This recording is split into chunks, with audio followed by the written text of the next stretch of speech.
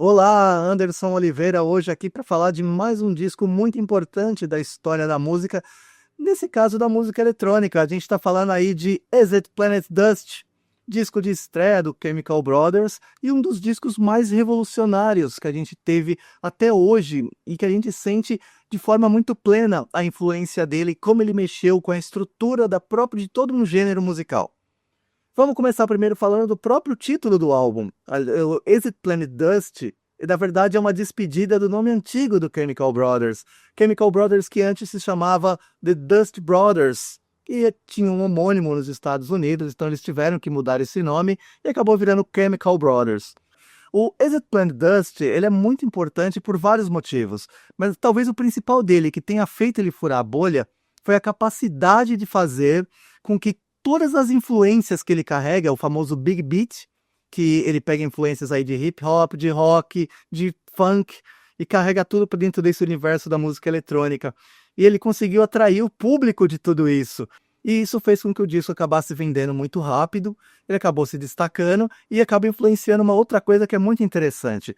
A música eletrônica ali no fim dos anos 80, início dos 90, ela vinha por um processo, a IDM, né, Intelligent Dance Music, uma coisa um pouco mais underground, e de repente a própria cena rave inglesa, aquela coisa de festa nas fábricas, distantes das capitais, esse tipo de coisa, acabou mudando completamente com o lançamento desse álbum, porque ele fura a bolha de uma tal forma que ele conseguiu fazer com que o Chemical Brothers fosse um dos primeiros nomes a se apresentar não só como DJ, mas como atração principal nos lineups. Então, talvez esse seja o grande legado na questão de performance, porque isso influencia a questão de iluminação, isso influencia na própria questão do som.